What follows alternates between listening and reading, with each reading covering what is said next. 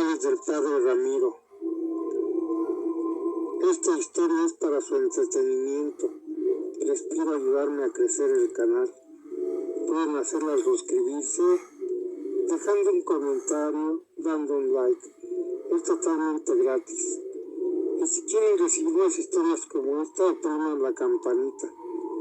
De este modo podrán recibir la notificación de posteriores videos y disfrutarlos.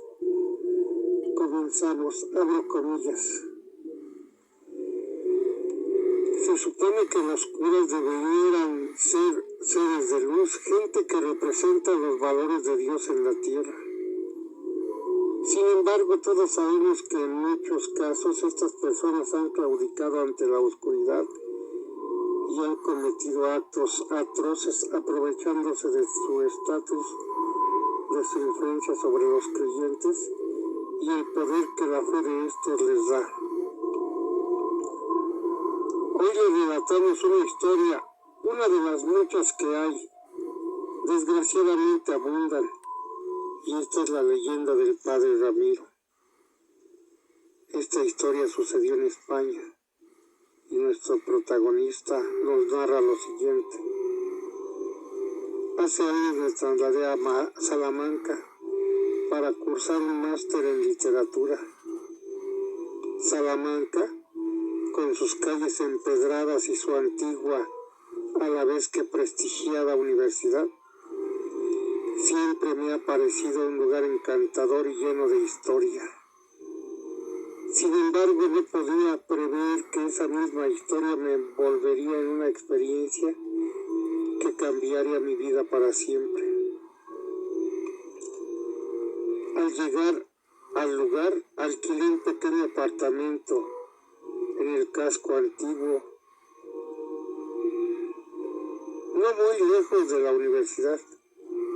Mis días transcurrían entre las clases, la biblioteca y exploraciones esporádicas de la ciudad. Pronto hice amistad con varios compañeros de clase y nos reuníamos con frecuencia en cafeterías y bares para charlar y relajarnos. Fue en una de estas reuniones donde escuché por primera vez sobre el Padre Ramiro. La conversación había derivado en leyendas locales y uno de mis compañeros, Javier, mencionó al Padre Ramiro, un cura que vivió en el siglo XVIII y cuyo nombre estaba asociado con una serie de atrocidades. Según la leyenda, el Padre Ramiro era conocido por sus métodos extremadamente duros de disciplina y castigo en un pequeño seminario situado en un bosque a las afueras de Salamanca.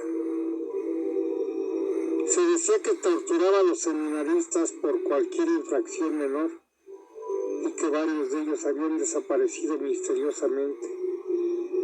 Eventualmente las autoridades locales descubrieron cuerpos enterrados en el bosque y el Padre Ramiro fue ajusticiado sumariamente por la comunidad.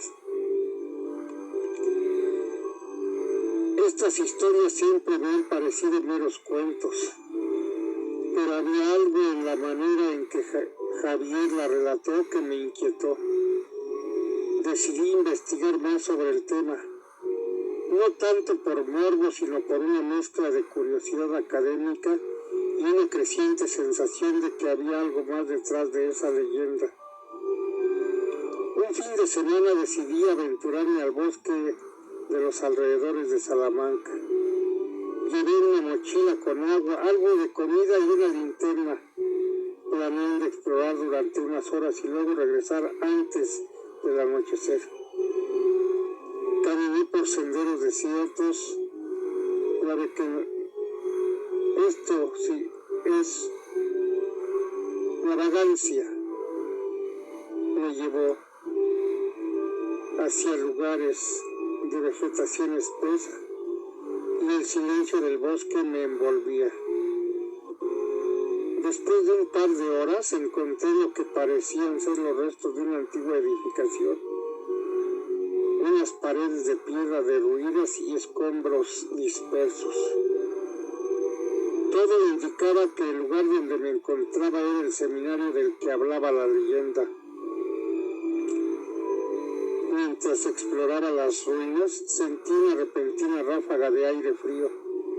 Pese a que era una tarde cálida, un escalofrío recorrió mi espalda y por un momento tuve la clara sensación de ser observado. Desestimé la sensación como siempre paranoia y continué.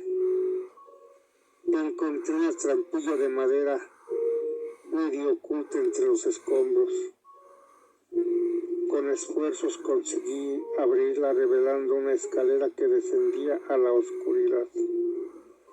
Encendí la linterna y bajé.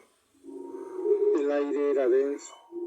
Al final de la escalera descubrí un pequeño cuarto subterráneo. Las paredes marcadas con símbolos que no reconocía y lo que parecía manchas oscuras en el suelo.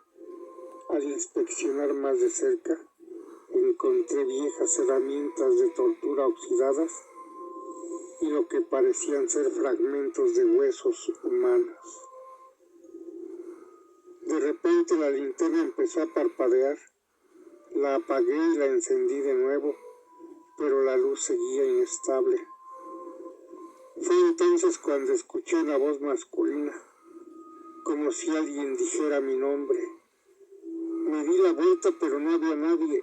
El pánico comenzó a apoderarse de mí. Decidí que era hora de salir de ahí. Subí las escaleras apresuradamente y al salir a la superficie, la linterna dejó de funcionar por completo. Ya anochecía y la idea de caminar por el bosque a oscuras me aterrorizaba, pero no tenía otra opción. Comencé a caminar de regreso tratando de seguir el camino que había tomado. Sin embargo, me di cuenta rápidamente de que estaba desorientado. El bosque parecía diferente, más cerrado y oscuro. Escuchaba ruidos entre los árboles, pasos que no eran los míos y de vez en cuando un gemido que parecía provenir de todas partes. Horas después, exhausto y aterrorizado, finalmente vi luces a lo lejos. Me dirigí hacia ellas y, para mi alivio, encontré una carreta que iba por una carretera vieja.